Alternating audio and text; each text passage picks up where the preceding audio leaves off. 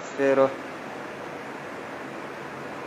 ونعوذ بالله من شرور أنفسنا ومن سيئات أعمالنا من يهده الله فلا مضل له ومن يضلله فلا هادي له أشهد أن لا إله إلا الله وحده لا شريك له وأشهد أن محمدًا عبده ورسوله يا أيها الذين آمنوا اتقوا الله حق تقاته ولا تموتن إلا وأنتم مسلمون يا أيها الناس اتقوا ربكم الذي خلقكم من نفس واحدة وخلق منها زوجها وبث منهما رجالا كثيرا ونساء واتقوا الله الذي تساءلون به والأرحام إن الله كان عليكم رقيبا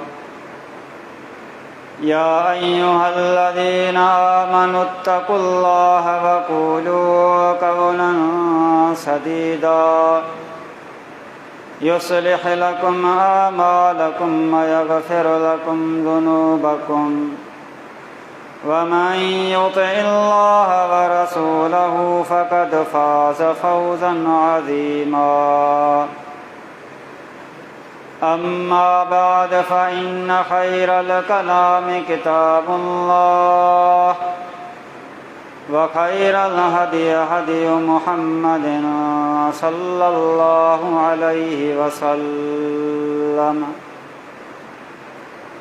شر الأمور محدثاتها فإن كل محدثة بدعة كل بدعة ضلالة وكل ضلالة في النار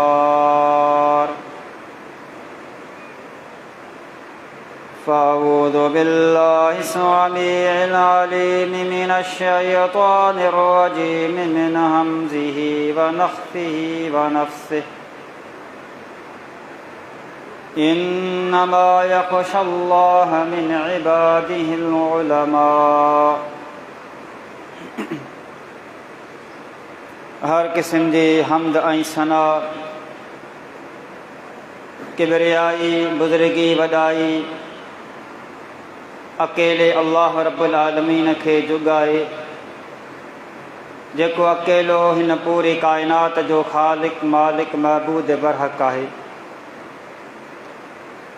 बेशुमार दुरूद व सलाम इमामुल अंबिया खातमुन नबिय्यीन साक़ी कौसर शफ़ीउल मुज़निबीन इमाम आज़म जनाब मुहम्मद रसूलुल्लाह सल्लल्लाहु अलैहि वसल्लम जन जी ज़ात मुक़द्दसा ते जन खे रब काइनात कुल काइनात जे लाइ रहबर ऐं रहमत करे मोकिलियो।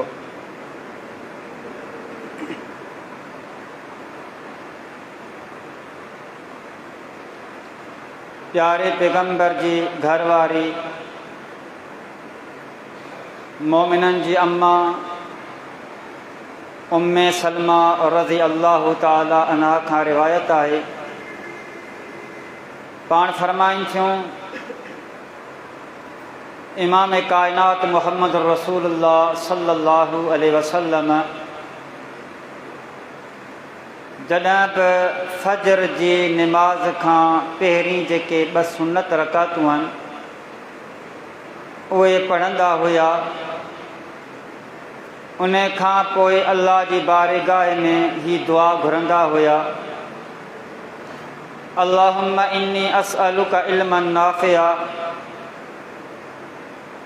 ए अल्लाह आऊं तुंहिंजी बारगाह में तोखां सवाल थो करियां अहिड़े इल्म जो जेको इल्म मूंखे नफ़ो ॾे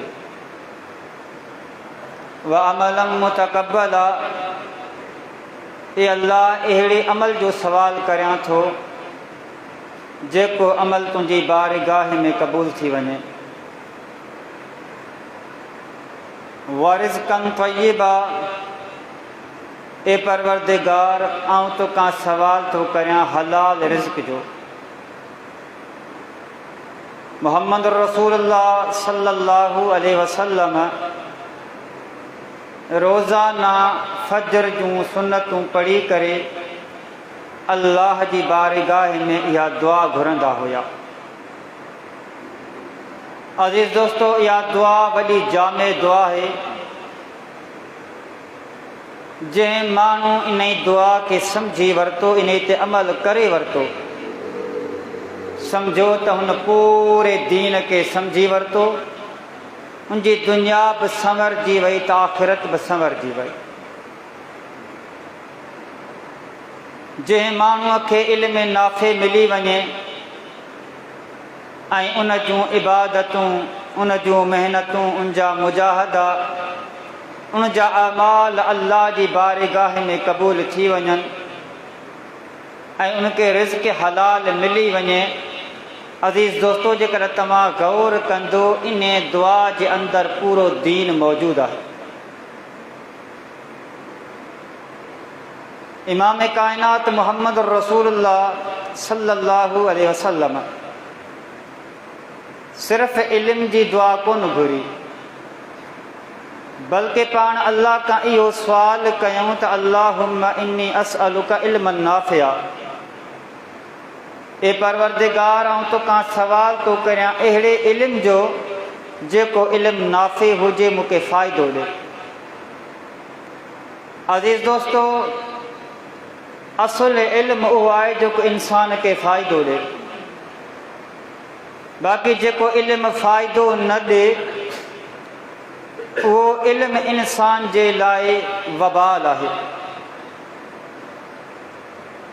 ज़ाहिरा जे माण्हू खे ख़बर पइजी वञे, उनखे नॉलेज मिली वञे, इल्म थी वञे, निमाज़ फ़र्ज़ आहे। जेकर निमाज़ अदा करे थो, इहो इल्म नाफ़े थियो। निमाज़ अदा न कई, इल्म त थियो, पर इहो इल्म फ़ाइदे वारो न आहे। त इमाम कायनात मोहम्मद रसूलुल्लाह सल्लल्लाहु अलैहि वसल्लम इहा दुआ घुरी त परवरदिगार तूं मूंखे अहिड़ो इल्मु अता कर जेको इल्मु नाफ़े हुजे, यानी फ़ाइदे ॾियण वारो हुजे। माना जेको मूं वटि इल्मु हुजे, उन इल्म जे मुताबिक़ आउं अमल करियां, इहो इल्मु नाफ़े आहे। ऐं हदीस जे किताब अल जामिउ सगीर जे अंदरि सही सनद सां रिवायत मौजूदु आहे। इमाम कायनात मोहम्मद रसूलुल्लाह सल्लल्लाहु अलैहि वसल्लम फरमायो, सल्लल्लाहु इल्मन नाफ़िआ, अल्लाह रब्बुल आलमीन खां सवाल करियो त इल्मु नाफ़े जो सवाल करियो।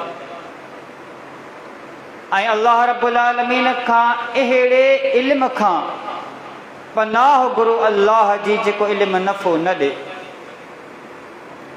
ऐं ग़ालिबन सुनन नसाई जी रिवायत मौजूदु आहे, इमाम कायनात मोहम्मद सल्लल्लाहु अलैहि वसल्लम अल्लाह जी बारगाह में इहा बि दुआ घुरंदा हुया, अल्लाहुम्मा इन्नी अऊज़ु बिका मिन इल्मिन ला यनफ़अ, ए अल्लाह आऊं तोखां तुंहिंजी पनाह में अचां थो अहिड़े इल्म खां जेको इल्मु मूंखे फ़ाइदो न ॾे। माना इहो इल्मु जेको नाफ़े न हुजे, फ़ाइदो न ॾे, इहो इल्मु वबाल आहे। ऐं यादि रखी छॾियो अज़ीज़ दोस्तो, इल्म मां मुराद अल्लाह जी वही जो इल्मु आहे, यानी दीन इस्लाम जो इल्मु मुराद आहे। वरना दुनिया में कई उलूम आहिनि। इल्म तिब आहे, इल्म तिबियात आहे, इल्म कीमिया आहे।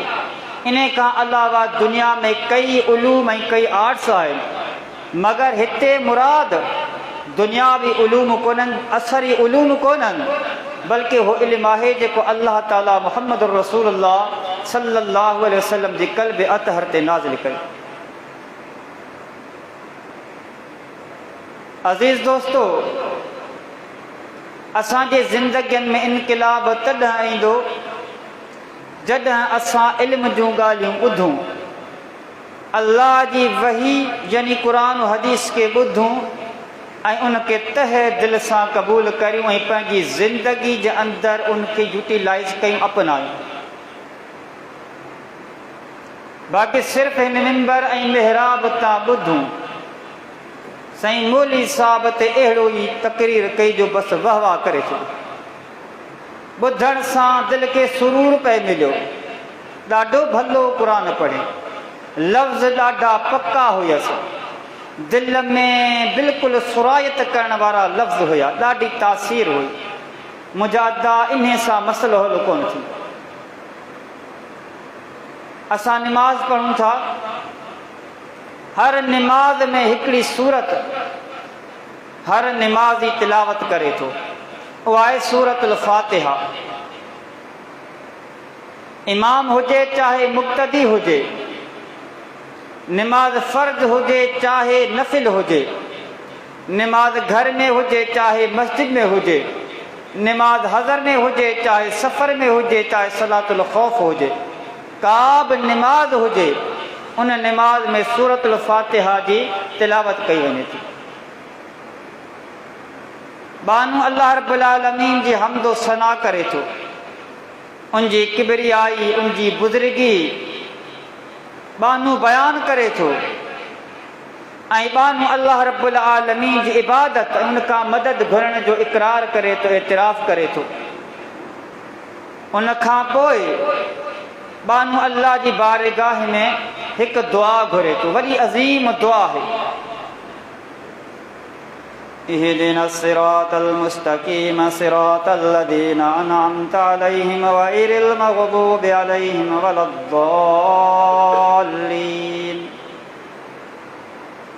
ए परवरदिगार तो असांखे सिधो रस्तो ॾेखार, सिरात मुस्तकीम ॾेखार, सिरातल लज़ीना अनअमता अलैहिम।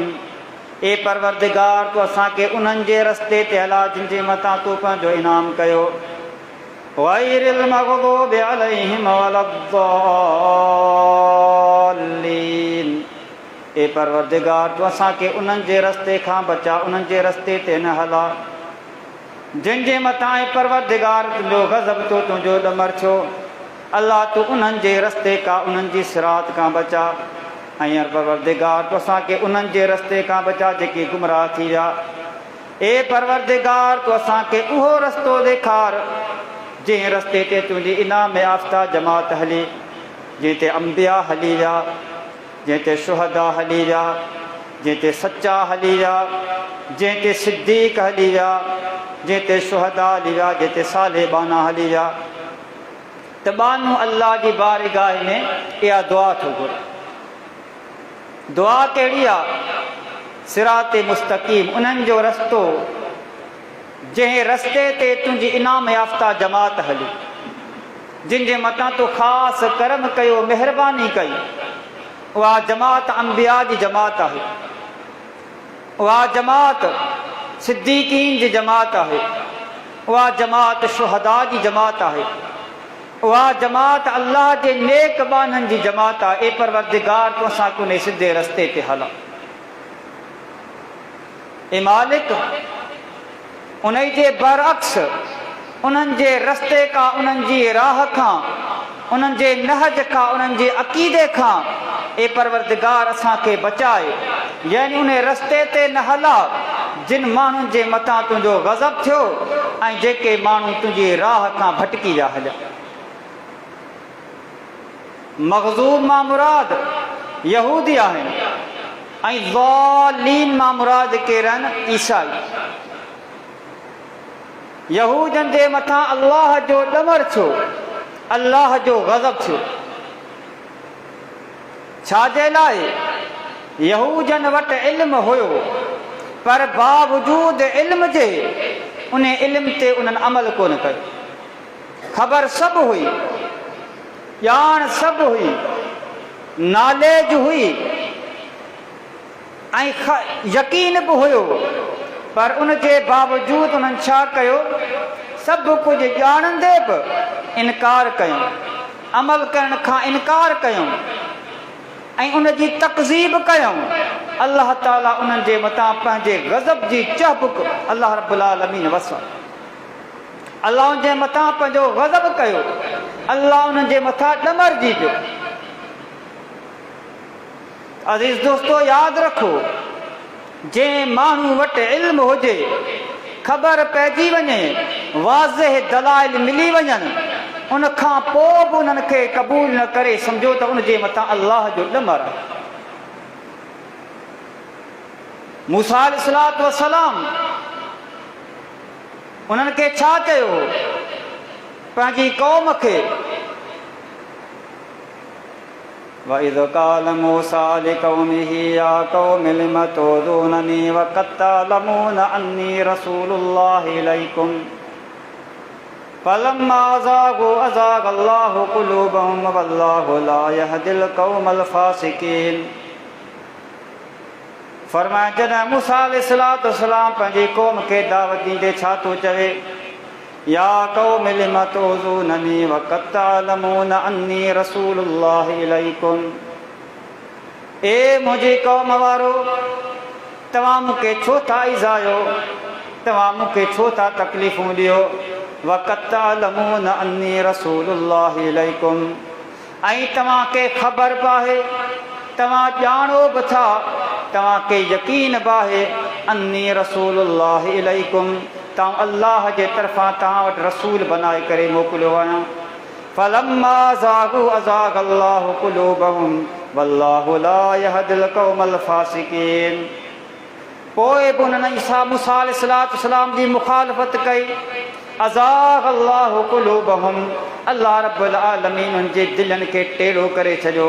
वल्लाहु ला यहदिल क़ौमल फ़ासिक़ीन, अल्लाह रब्बुल आलमीन अहिड़ी फ़ासिक़ बेदीन क़ौम खे कॾहिं बि हिदायत न ॾींदो आहे। दलील मिली वञण खां पोइ ऐं ख़बर बि हुजे त हक़ इहो आहे, इन खां पोइ बि उन हक़ खे ठुकराए छॾे, असांजो मज़हब ई आहे, असांजो तरीक़ो ई आहे, असांजा वॾड़ा ईअं कंदा हुया।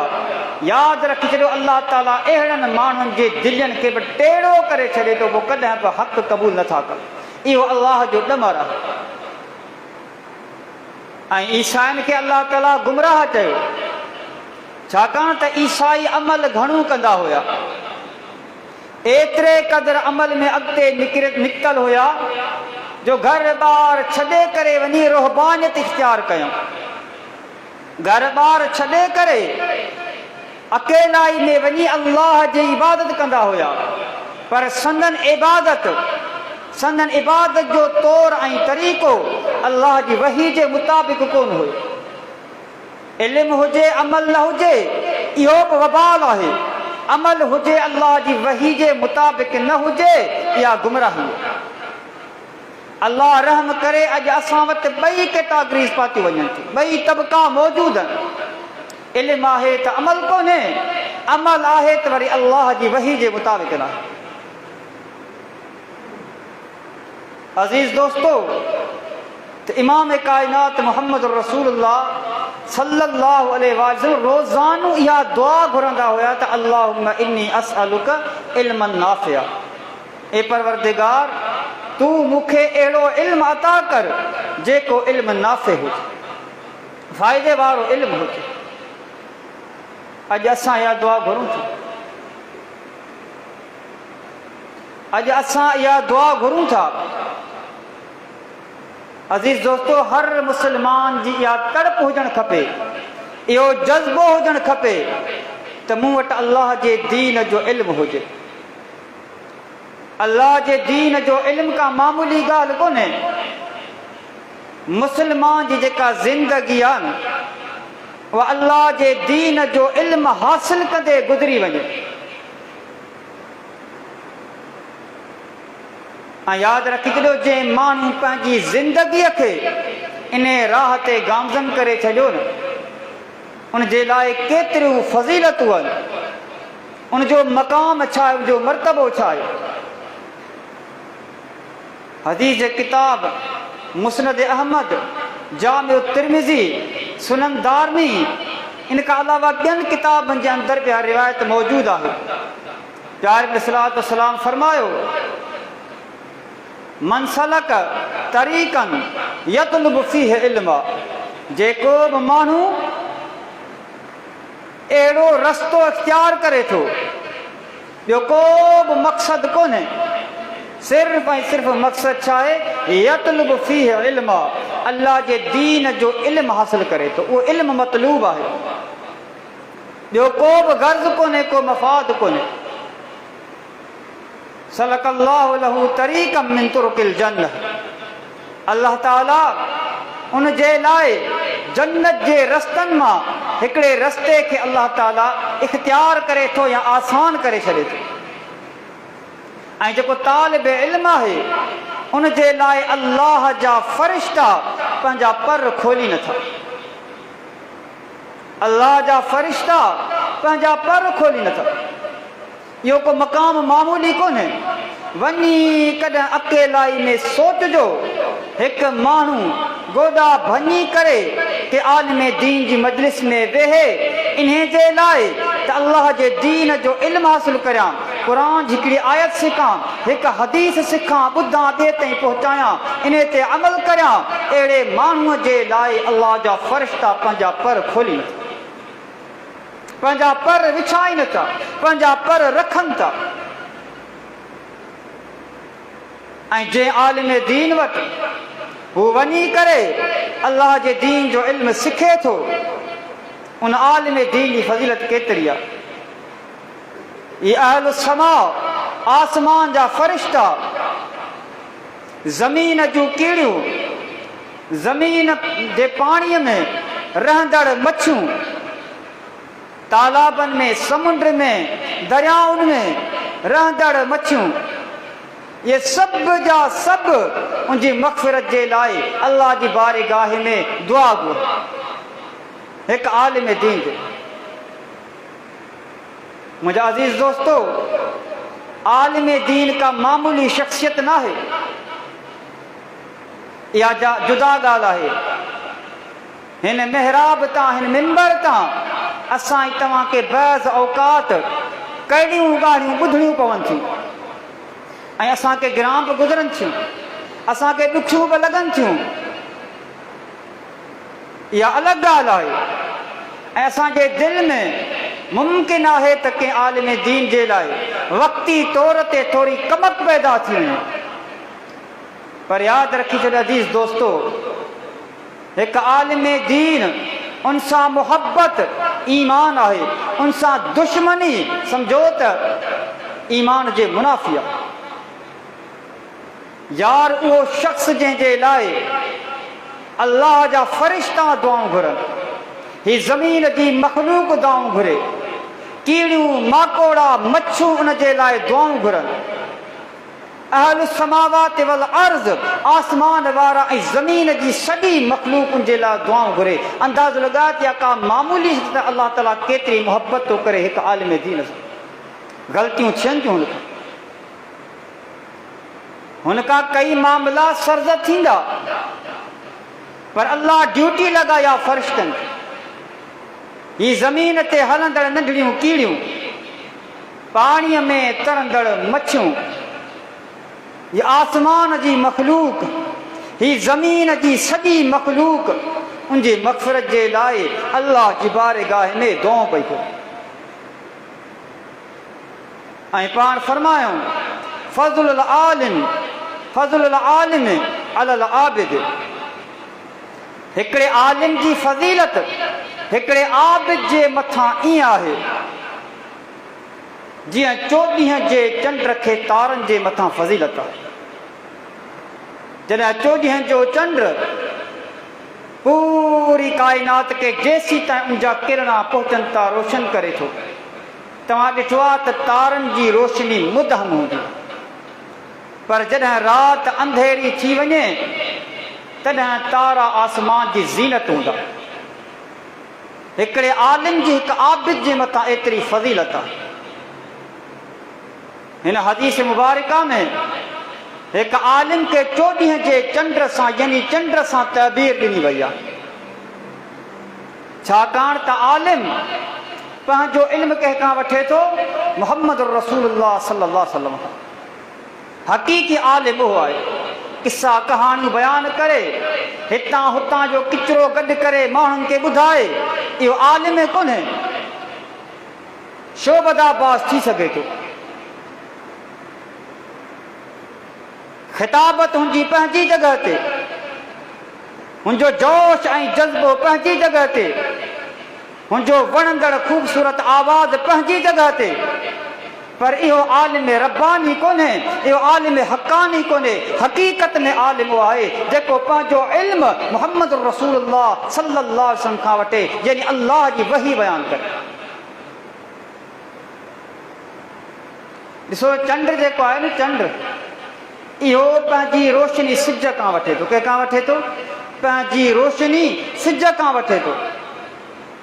ऐं अल्लाह रब्बुल आलमीन क़ुरान करीम में मुहम्मद रसूलुल्लाह सल्लल्लाहु अलैहि वसल्लम जी ज़ात खे सिज सां ताबीर ॾिनी ऐं उलमा खे चंड सां।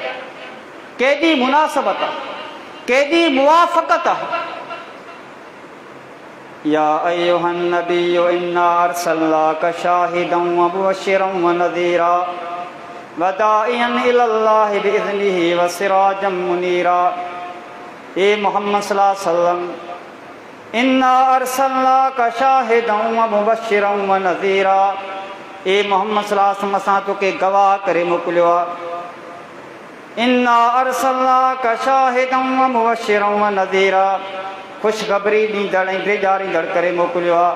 वदाइयन इलल्लाहि बिइज़्निहि व सिराजम मुनीरा, असां तोखे उन अल्लाह जे हुकुम सां, अल्लाह जो हुकुम ॾेई करे, पंहिंजो हुकुम ॾेई करे अल्लाह फरमाए थो मुहम्मद सल्लल्लाहु अलैहि वसल्लम तोखे दुनिया जे लाइ दाई करे मोकिलियो आहे। व सिराजम मुनीरा, ऐं चमकंदड़ ॾीओ यानी सिज करे मोकिलियो आहे। सिज जे अचण सां पूरी काइनात रोशन थी वई। हाणे कंहिं बि रोशनी जी का ज़रूरत कोन्हे, कंहिं ॾीए जी का ज़रूरत कोन्हे, कंहिं लाइट जी का ज़रूरत कोन्हे, कंहिं बल्ब जी का ज़रूरत कोन्हे। मुहम्मद रसूलुल्लाह सल्लल्लाहु अलैहि वसल्लम जे अचण खां पोइ काइनात में कंहिं ॻाल्हि जी का बि ज़रूरत कोन्हे, कंहिं फ़तवे जी ज़रूरत कोन्हे, कंहिं ॿिए दीन जी ज़रूरत कोन्हे। त अल्लाह रब्बुल आलमीन मुहम्मद रसूलुल्लाह सल्लल्लाहु अलैहि वसल्लम खे ताबीर कंहिंसां ॾिनी आहे? सिज सां। ऐं उलमा खे कंहिंसां ताबीर ॾिनई? चंड सां। अल्लाह जे पैगंबर उलमा खे कंहिंसां ताबीर ॾिनी? चंड सां। जे चंड पंहिंजी रोशनी सिज खां वठे थो, ईअं उलमा बि पंहिंजो इल्म कंहिंखां था वठनि? मुहम्मद रसूलुल्लाह सल्लल्लाहु अलैहि वसल्लम। ऐं पाण फरमायो इन्नल उलमा वरसतुल अंबिया, ही जेके उलमा अंबिया जा वारिस आहिनि। दुनिया में को कंहिंजो वारिस, को कंहिंजो वारिस। हिकु आलिम दीन जेकॾहिं वारिस आहे, मुहम्मद रसूलुल्लाह सल्लल्लाहु अलैहि वसल्लम जो वारिस आहे। व इन्नल अंबिया लम युवर्रिसु दिरहमन वला दीनारन वलाकिन वर्रसुल इल्म फमन अखज़ फक़द अखज़ बिहज़्ज़िन वाफ़र। प्यारे अलैहिस्सलाम फरमायो, अंबिया पंहिंजी मीरास में दिरहम ऐं दीनार कोन छॾे विया, टका पैसा कोन छॾे विया, ॿनियूं ॿारहा कोन छॾे विया, सोन ऐं चांदीअ जा ढेर कोन छॾे विया। अंबिया पंहिंजी मीरास में अल्लाह जी वही जो इल्म छॾे विया। अंबिया उन वही जे इल्म जा वारिस। हिकु भेरे जनाब अबू हुरैरा रज़ियल्लाहु ताला अन्हु मदीने जी बाज़ार में निकिता। माण्हू छा पिया कनि? पंहिंजे कारोबार में, पंहिंजे लेन देन में, पंहिंजे वापार में लॻा पिया आहिनि। जनाब अबू हुरैरा रज़ियल्लाहु ताला अन्हु फरमाइनि था, हाय तव्हांजे मथां अफ़सोस जो मस्जिद में मुहम्मद रसूलुल्लाह सल्लल्लाहु अलैहि वसल्लम जी मीरास तक़सीम थिए पई ऐं तव्हां हिते दुनियादारी में लॻा पिया आहियो। अंदाज़ो लगायो, जनाब अबू हुरैरा रज़ियल्लाहु ताला अन्हु बाज़ार में, भरी बाज़ार में इहो ऐलान कनि।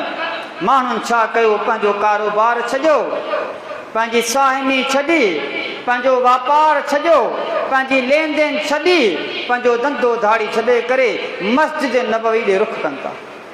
हुते सहाबा इकराम मौजूद, के निमाज़ पढ़नि पिया, के क़ुर जी तिलावत कनि पिया, के हलाल ऐं हराम जो तज़किरो कनि पिया।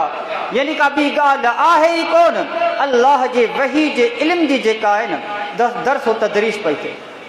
अबू हुरैरा रज़ियल्लाहु ताला अन्हु उते ई बीह रहिया। तव्हां त माण्हू मोटी अचनि, माण्हू मोटे अबू हुरैरा, उते त का बि मीरास तक़सीम कोन पई थिए। जनाब अबू हुरैरा रज़ियल्लाहु अन्हु फरमाइनि था, तव्हां भला मस्जिद में छा ॾिठो? जे असां मस्जिद में ॾिठो त कुझु माण्हू आहिनि जेके निमाज़ पढ़नि पिया, कुझु माण्हू आहिनि जेके क़ुर जी तिलावत कनि पिया, कुझु माण्हू आहिनि जेके हलाल ऐं हराम जो तज़किरो कनि पिया। यानी अल्लाह जे वही जो जेको इल्मु आहे उन जी दर्स व तदरीस पे हले, ॿियो कुझु बि कोन्हे। पाण फरमायूं वै हकुम ज़ाक मीरास मुहम्मद सल्लल्लाहु अलैहि वसल्लम, हाय अफ़सोस तव्हांजे मथां, इहे ई त मुहम्मद सल्लल्लाहु अलैहि वसल्लम जी मीरास। दिरहम ऐं दीनार मीरास कोन्हे, मञियूं ॿारहं मीरास कोन्हे। प्यारे पैगंबर सल्लल्लाहु अलैहि वसल्लम जी मीरास अल्लाह जी वही जो इल्मु आहे। ऐं जेकी बि नबी आया उन्हनि नबियनि पंहिंजी मीरास में अल्लाह जी वही जो इल्मु छॾियो। अंबिया जी मीरास इहा, इन जा वारिस उलमा। अंदाज़ो त लॻायो केॾी न फज़ीलत आहे, केॾो न मक़ाम आहे अंबिया उलमा जो। अज़ीज़ दोस्तो, यादि रखी छॾियो, ही जेके उलमा आहिनि इहे नूर जा उहे मीनार आहिनि जंहिं सां पूरी काइनात मुनव्वर आहे।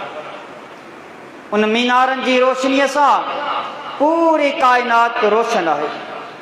जॾहिं इहे मीनार विछामी वेंदा, हर तरफ़ ज़ुल्मत ई ज़ुल्मत हूंदी, हर तरफ़ जहालत जा अंधेरा पखड़जी वेंदा ऐं माण्हू गुमराही जे वर चढ़ी वेंदा। प्यारे पर सलातो सलाम जो फरमान आहे। पाण फरमायूं इन्नल्लाह ला यंतज़िउल इल्म इंतिज़ाअन यंतज़िहु मिनन नास वलाकिन यक़बिज़ुल इल्म बिक़ब्ज़िल उलमा। पाण फरमायूं त अल्लाह ताला माण्हुनि जे दिलनि मां ईमान के इल्म खे छिके कोन कढंदो, वलाकिन यक़बिज़ुल इल्म बिक़ब्ज़िल उलमा। अल्लाह ताला इल्म के खणी वेंदो उलमा जी वफ़ात सां। उलमा जी वफ़ात सां अल्लाह इल्म खे खणी वेंदो। दुनिया ते उहो वक़्तु बि ईंदो, अहिड़ो बि ज़मानो ईंदो, हत्ता इज़ा लम युबक़ि आलिमन इत्तख़ज़न नास रुऊसन जुहाला। बाक़ी को बि आलिम कोन रहंदो। माण्हू छा कंदा? जाहिलनि खे पंहिंजो मुक़्तदा ऐं पंहिंजो अॻवान करे वठंदा, उन्हनि खां मसला पुछंदा, उहे जवाब ॾींदा, मसलनि जो फतवा ॾींदा बग़ैर इल्म जे, पंहिंजी राय सां। जीअं अल्लाह रहम करे अॼु हिन उम्मत जा अक्सर जेके उलमाए बातिल, उलमाए सूअन, उन्हनि जी फतवा जो बुनियाद अल्लाह जी वही कोन्हे, इल्म कोन्हे, सदन ज़ाती राय, सदन ज़ाती सोच आहे। फ़ज़ल्लू व अज़ल्लू। प्यारे पर सलाह सलाम फरमाए कोई माण्हू जेके बग़ैर इल्म जे फतवाऊं ॾींदा इहे पाण त गुमराह थी वेंदा, पर हिन अल्लाह जी ख़ल्क़ खे बि गुमराह करे छॾियो। अज़ीज़ दोस्तो, हिन ज़मीन जी पुठ ते कंहिं इलाइक़े में, कंहिं ख़िते में हिकु आलिम हक़ानी हक़ीक़त पुछो त असां ऐं तव्हांजे लाइ अल्लाह जी रहमत आहे ऐं असां ऐं तव्हांजे लाइ हिकु रोशन मीनार आहे जंहिं मां नूर जा किरणा निकिरनि पिया, जंहिं मां असां तव्हांखे रोशनी मिले पई, जे रोशनी जे ज़रिए असां सिधो रस्तो ऐं जंहिं रोशनी जे ज़रिए असां भुलजण खां, गुमराह थियण खां महफ़ूज़ आहियूं। इमाम हसन बसरी रहमहुल्लाह वॾो अज़ीम मुहद्दिस थी गुज़रियो आहे। उन जो हिकिड़ो कौल मूंखे यादि अची वियो। पाण फरमाईंदा हुया अद्दुनिया ज़ुल्मतुन कुल्लुहा, ही दुनिया सॼे जी जेका सॼी आहे न इहा ज़ुल्म सां यानी अंधेरनि सां भरी पई आहे। ॿियनि लफ़्ज़नि में ईअं चओ ही सॼी दुनिया ऊंधा आहे सिवाय उलमा जे मजालिस। जिते उलमा मौजूद आहिनि, जिते उलमा जूं मजलिसूं आहिनि, जिते उलमा क़ुरान हदीस ॿुधाइनि पिया, उहे मजलिसूं रोशन आहिनि। दुनिया जा उहे टुकड़ा उन नूर सां मुनव्वर आहिनि, बाक़ी पूरे जी पूरी दुनिया ज़ुल्मत अंधेरी यानी जहालत जे अंधेरनि सां भरी पई आहे। अज़ीज़ दोस्तो, तव्हां ॾिसो, ही दुनिया जी बका, मुआशरे जी बका, असां ऐं तव्हांजी सलामती उलमा जी बका सां आहे। हर दौर में उलमा जी जेका ललकार आहे उहा बातिल जे मथां हिकु कारी ज़रब थी रही आहे। जॾहिं दुनिया में अंधेरा छांइजी विया, ज़ुल्मतूं ई ज़ुल्मतूं छांइजी वियूं, अल्लाह रहम करे हिन अल्लाह जे दीन जा धाड़ेल पैदा थिया। अल्लाह हर दौर में उलमा जी जमात मां अहिड़ा सिपाही खड़ा कया जिन सिपाहियुनि अल्लाह जे दीन ते पहरो ॾिनो। क़ैद बर्दाश्त कयूं, सूबतूं बर्दाश्त कयूं, तकलीफ़ूं बर्दाश्त कयूं, मसाइब आलाम बर्दाश्त कयूं। अल्लाह रहम करे त वॾा दर्द बर्दाश्त कयूं, मगर हिन अल्लाह जे दीन जे पहरे तां हटी न सघे, कोन हटे। उहो वक़्तु आयो जॾहिं ख़ल्क़ क़ुरान जो फितनो पैदा थियो। जेके मुतज़िला हुया, जहमिया हुया, उहे चवंदा हुया त ही क़ुरान अल्लाह जो कलाम कोन्हे, अल्लाह जी मख़लूक आहे। ऐं उन वक़्त जो ख़लीफ़ा अब्बासी ग़ालिबन ख़लीफ़ा मंसूर हुयो, जेको उन्हनि जे अल्लाह रहम करे शहबदाबाज़ी जो शिकार थी वियो। ऐं इमाम अहमद बिन हम्बल रहमहुल्लाह ते अल्लाह जूं लखें किरोड़े बल्कि बेशुमार रहमतूं हुजनि जो इन फितने जे अॻियां हिकु सिया पलटियल दीवार बणिजी बीह रहियो। वॾियूं तकलीफ़ूं आयूं, जेल में रहणो पियो, दुर्रा हुनखे लॻा, हुनखे कौड़ा लॻा।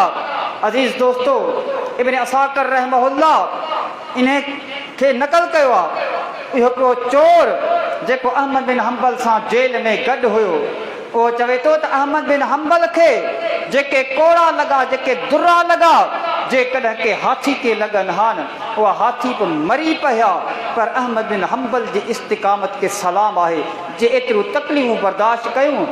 पर सनन ज़बान ते इहे ई कलिमा हुया, अल क़ुरान कलामुल्लाह लैस बिमख़लूक़। ए दुनिया वारो ॿुधी छॾो त हीउ जेको क़ुरान आहे इहो अल्लाह जो कलाम आहे, अल्लाह जी मख़लूक़ नाहे। केतिरियूं सूबतूं बर्दाश्त कयूं, तकालीफ़ बर्दाश्त कयूं, पर अल्लाह जे दीन जा सचा पहरेदार बणिजी रहिया। इमाम मालिक रहमहुल्लाह जो मिसाल तव्हांजे साम्हूं आहे। उन वक़्त जो ख़लीफ़ो इन फितने जो शिकार थी वियो। चवणु लॻो त जिबरी तलाक जाइज़ हुजण जी फतवा ॾे। जिबरी तलाक माना के माण्हू खे तव्हां गन पॉइंट ते मञरायो, उनखे चओ तूं पंहिंजी माई खे तलाक ॾे, हू डप विचां तलाक ॾे, मजबूर थी तलाक ॾे। इमाम मालिक रहमहुल्लाह खे मजबूर कयो वियो, तूं फतवा ॾे जिबरी तलाक जाइज़ आहे। इमाम मालिक रहमहुल्लाह तकलीफ़ूं बर्दाश्त कयूं, सूबतूं बर्दाश्त कयूं, अल्लाह रहम करे कई सज़ाऊं बर्दाश्त कयूं, मगर अल्लाह जे दीन जा पहरेदार बणिया रहिया। दुनिया जी का बि ताक़त इमाम मालिक खे झुकाए न सघी।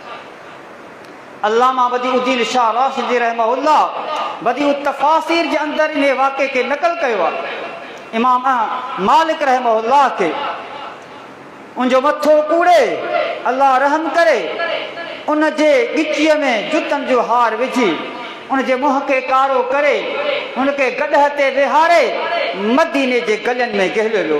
पर इमाम मालिक रहमहुल्लाह जी ज़बान ते इहे लफ़्ज़ हुया, जेको मूंखे सुञाणे थो सो त सुञाणे थो, जेको नथो सुञाणे आऊं मालिक बिन अनस आहियां, इमाम मालिक आहियां। यादि रखो, जिबरी तलाक वाक़ई न थींदी, जिबरी तलाक वाक़ई न थींदी, जिबरी तलाक वाक़ई न थींदी। मुंहिंजा अज़ीज़ दोस्तो, उलमाए रब्बानी जी मुखालिफ़त, जेको मुखालिफ़ कंदो उनखे नुक़सानु पहुचंदो, बाक़ी आलिम रब्बानी जी हिफ़ाज़त मुंहिंजो अल्लाह कंदो। उनजो ईमान, उनजो इस्लाम ऐं उनजी जेका ईमानी जज़्बो ऐं अक़ीदत आहे, यादि रखी छॾियो, उनखे का बि दुनिया जी ताक़त झुकाए नथी सघे। इमाम इब्न तैमिया रहमहुल्लाह ते अल्लाह जूं बेशुमार रहमत हुजन 7वीं हिजरी सदी जो आलिम है। अजीज दोस्तों, उन वक्त दुनिया के अंदर मंतिक, इल्मुल कलाम, फलसफो, सूफियत उरूज ते हुई। कबर परस्ती, उन खां अलावा शिरक, वॾा वॾा फितना उरूज ते हुया। इमाम मालिक रहमहुल्लाह के जेल में बंद कयो वियो। संदन ज़िंदगीअ जो घणो हिस्सो जेल में गुज़रियो ऐं पंहिंजूं अक्सर तसानीफ़ जेल में लिखियईं। अजीज दोस्तों, वॾा ज़ुल्म कया विया। मंझराइण जे लाइ, झुकाइण जे लाइ हर क़िस्म जा वसाइल जेके हुननि वटि हुया हुकूमती, उहे सभु यूटिलाइज़ कया विया, इस्तेमालु कया विया। मगर इमाम मालिक, इमाम इब्न तैमिया रहमहुल्लाह न झुकियो, न विकामियो, न थको। मुंहिंजा अज़ीज़ दोस्तों, उलमाए हक़ानी आहिनि, उलमाए रब्बानी आहिनि। ऐं यादि रखी छॾियो, हिन महराब मिंबर तां उलमा जूं कड़ियूं ॻाल्हियूं असांखे कॾहिं कॾहिं ॿुधण लाइ मिलनि थियूं।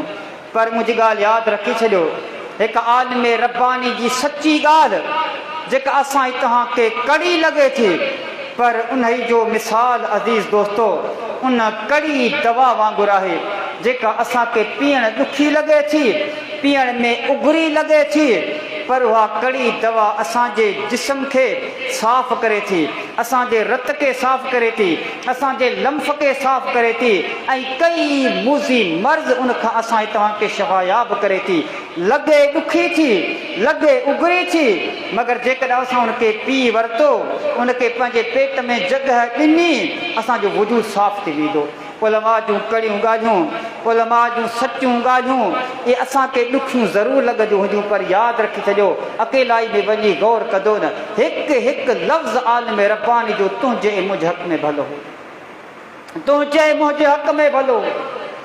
अज़ीज़ दोस्तों, कंहिं चवण वारे केॾा यार प्यारा लफ़्ज़ चया, मसल उलमा फिल अर्ज़ कमसल नुजूम फिस समा। चए हिन ज़मीन ते उलमा ईअं आहिनि जीअं आसमान ते तारा, जीअं आसमान ते तारा आहिनि।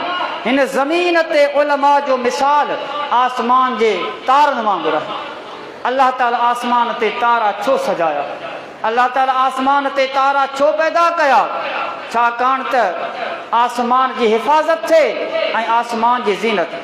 वलक़द ज़य्यना अस्समाअ दुनिया बिमसाबीह वजअलनाहा रुजूमन लिशयातीन।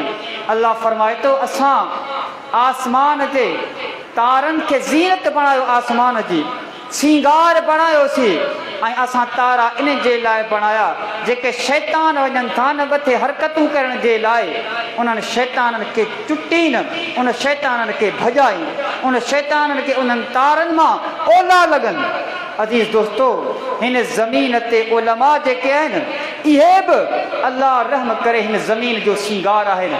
ऐं हिन ज़मीन ते जेके शैतान आहिनि, उन शैताननि जे मथां कारी ज़रब उलमाए रब्बानी जेके अल्लाह जे दीन जा धाड़े। ऐं यादि रखी छॾियो, कॾहिं बि उलमा जे ग़लतियुनि खे पब्लिकली बयानु न कंदा कयो, ख़ुदा खां डिॼी वञो।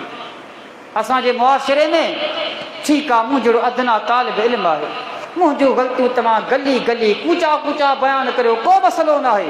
पर कंहिं बि आलिम रब्बानी जी मामूली ग़लती खे वॾी ग़लती करार ॾेई हुनजी इज़त नफ़्स खे मजरूह करण जी कोशिशि न कयो। इहा असां तव्हांजी हलाकत आहे, असां तव्हांजी बर्बादी आहे। इमाम इब्न असाकिर रहमहुल्लाह जो हिकिड़ो कौल मूंखे यादि अची वियो। पाण फरमाईंदा हुआ, लहबुल उलमा समूम, ए दुनिया वारो, उलमा जो जेको गोश्त आहे न, इहो ॾाढो ज़हरीलो आहे। जेको इन गोश्त खे सूंघींदो उहो बीमार थी पवंदो, ऐं जेको इन गोश्त खे खाईंदो उहो हलाक थी वेंदो। छा माना?